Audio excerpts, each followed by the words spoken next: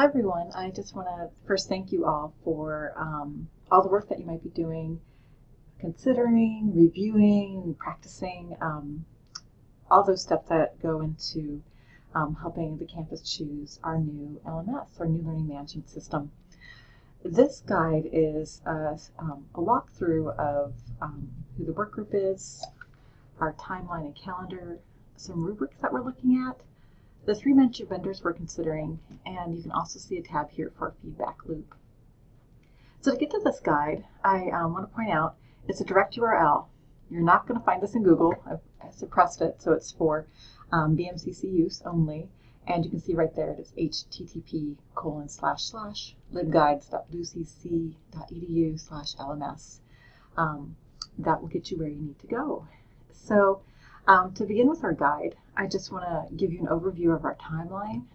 You can see last summer is when it was first announced that our current eCollege, who's our vendor, was shutting down. Basically, they are getting out of the LMS game. So we really had no choice but to start looking around to identifying a new LMS that might work for the college.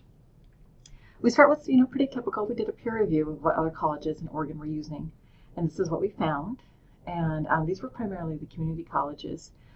We've also identified recently, because other folks are changing as well, that several universities, Oregon State University, Eastern Oregon University, and I believe Portland State University use Canvas. And so these numbers have probably changed a bit. We started having formal meetings. A work group just met in the last 10 days, I believe, to discuss, okay, what are our goals, needs, take a look at the matrices we're going to use to review and evaluate these LMSs, and then also to set up both synchronous and asynchronous training opportunities. The synchronous trainings or on-site visits are happening next week, and I'll show you that schedule. So spring, well, yay, we hope to complete our vendor evaluation and select. Summer 2016, we're going to begin the migration of courses over. This is going to be probably running a side-by-side model for a while. So we'll keep eCollege going, but we'll also start moving classes over into the new LMS. The main goal, of course, was transferring to a new LMS is that there is no disruption to any classes that might be going on, and that things are transferred smoothly. And then hopefully fall 2016, we'll be in full implementation mode. We'll have classes set up. We'll have whatever the goal student services has that they want to include in the new LMS activated. And of course, we're going to have ongoing training. This is going to be new for all of us. One thing I want to highlight is that, okay, we have a couple simple facts in our LMS migration. One is that change happens. There probably will be some headaches, hopefully not many. But no matter what, our new LMS is definitely going to be better than just a Pinto with racing stripes added. Also, the famous exploding car, it won't explode. Okay, to go up to our tabs here, the LMS work group. These work group represents folks from all over campus. So we have faculty, we have students, we have folks from administration, students affairs, enrollment, institutional effectiveness, and IT, and classified staff. If you are dying to be on a member of this work group, it's open. Please feel free. The sessions in general are open, so please feel free to come to any of the sessions that I'm going to mention later. We really do want to keep as many people informed and also solicit feedback from as many people as possible. This is something that affects all of our work, and so the more you're involved, hopefully the more improved our final outcome will be. The other thing that I have here is, going back to these work groups really quick. Hopefully these folks are going to be acting as kind of leads or communication points in your department. You can see all their names. Feel free to ask them questions. If they don't know the answer, they'll might send you over to Bruce Kaus, myself, maybe Carmel, our new Dean of CTE, and we'll try to answer your questions. But please feel free to tap into the knowledge of these folks. They should be able to help you out. So the purpose for LMS, that's listed here. A well-working LMS really can be the backbone of a college in many ways. And so hopefully this is what our LMS can really help us do. It can be this great tool to help us deliver the education resources and services that we need for our student population. And there's a little bit of background from LMS Design. EDUCAUSE, if you haven't heard of them, definitely Google them. They are an agency that does many things as far as research, and they release white papers, which are great. They tend to be 1 to 3 pages. They just released one on the next generation digital learning environment, LMS. These are some things they identified as important, these 5 factors. And as a couple other folks noted here on this campus, I added those observances. Consistency and migration. Those are really 2 key factors that are particular to our institution. Migration is big anywhere, but for a smaller institution, that's maybe more of a challenge that we have to be aware of and pay attention to. So, and we are, don't worry. Next up is our timeline and calendar. So I have some overall, month by month kind of snapshots of what we're hoping to do here.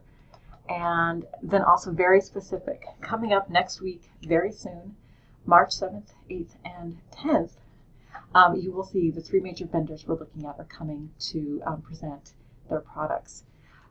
Here are the times, here are the locations, and here are the target groups that they'll be presenting to. And lunch is open each day. So please feel free. If you can't make any of these times, try to come to the lunch. Again, all of these are open. They are tailored to, this particular audience. But if that's the time you can make it and you really want to see something from another point of view, come on by. Absolutely. We are going to have evaluation sheets printed and ready for some immediate feedback, and we'll probably touch base with as many people as possible, certainly the work group, but as many people as possible to get some later feedback. It might be paper, but that larger general feedback might be a SurveyMonkey as well. Rubrics. How are we deciding what we're deciding? Right now, the work group is choosing between 2 sample rubrics that we might want to use. Those are here. Feel free to look at those. We have a tie vote at this point. So, but below that, and really, faculty, definitely take a look at this. I've designed some walkthroughs. Quite often, we really don't know how we feel about something as far as a tool until we use it. And that's what these faculty walkthroughs do. It's, suggest, well, can you build a discussion group? Can you post a quiz? Can you, have communication? So they're designed based on things that I used when I was teaching regularly, which has been a couple of years. It's been about 2 years since I was in a active classroom consistently. So I might be missing something. Please feel free to add and adapt. And with these review checklists, we are going to have follow-up ones shortly for both students, and then also I think we're going to try and make one for staff as well. Can you do the tasks easily? What does it seem like? Is it clunky? Does it work? Something I wanted to point out as well, this is a great check sheet that Cuyahoga Community College, which is in Ohio, put together. They were looking for a new LMS, and they shared with the world their breakdown of different tools by LMS and if that LMS had it or not.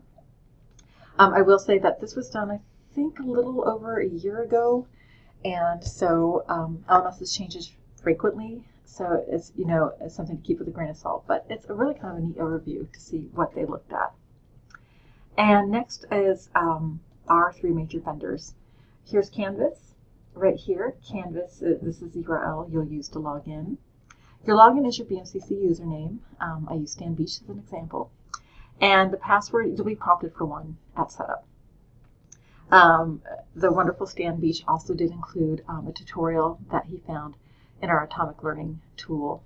Atomic Learning, if you haven't used it, or if you're like me, can't always remember, we have a consistent login. It's your school email. So in my case, jray@bluecc. And everybody has the password learned. So Canvas themselves provides instructor guides, student guides. You can see here I have some links to sample courses and other training resources. This I included. It was kind of an interesting document. Moraine Park College switched from eCollege to Canvas, and they included a list of things that they found and what they were looking for. Moving on to Blackboard. Blackboard is another major vendor. They actually have a YouTube playlist, which I included here. They have about 58 videos, all a couple minutes a piece, really short, task-oriented, that you might want to watch and go through. To get to these sandboxes, this is the link right here. When I tested this out, and I have a note here, this will take you to a screen that already includes a login and password. And so I'm suggesting at this point, if you could please overwrite with one of the options below. So what you'll probably see is faculty_BMCC0001. You might want to replace that with faculty_BMCC007. Who doesn't want to be 007? And then the password would correspond with that. So the password would, in that case, be BMCC007. Again, Stan Beach, great, wonderful guy, found atomic learning training for this as well. And the login reminders down there. D2L. D2L is also sometimes called Brightspace. We used interchangeably a little bit, so just to make sure everyone's aware. Their sandbox is here. They only gave us 5 per user type, so 5 for students, 5 for instructors, 5 for administrators. They all seem to work, but you might find yourself overlapping a bit with somebody's work. Hopefully it doesn't interfere with your experience with really using the tool. The password for all of these is BMCC123. Again, there is an atomic learning training. Portland Community College uses D2L, and they have a really robust training site. So I'll put a link in there to all of their training materials, especially the tutorials and technical support. As you can see, I've highlighted those. That might be, maybe a first step you want to take in. And finally, we just have kind of an informal feedback loop here. And I've asked everybody on the work group to go back and choose one of those 2 rubrics which they prefer. That's where a big tie comes in that I mentioned earlier. And finally, I do have just a quick link to just thoughts. You might feel pretty strongly right away of which is your favorite LMS. I'm really curious. You can go ahead, type it in, hit submit. These are all anonymous. Even I don't know who you are when you submit that, so don't worry about that. Though, of course, feel free to tell me if you want to. And I've put, Bruce, mine, as well as Carl's email right here. So you can contact us at any time if you have questions. So again, timeline calendar coming up soon. We'll be sending this out via email. But we really, again, hope as many people as possible can come to these sessions. They will be recorded via Zoom, so you can watch them later. You can contact any of us. We can maybe set up an individual or departmental session, and we can reach out to you that way. So, okay, well, I hope this was helpful. We'll keep you in the loop as things go along. And again, please feel like that any input you have, please share. Thank you so much.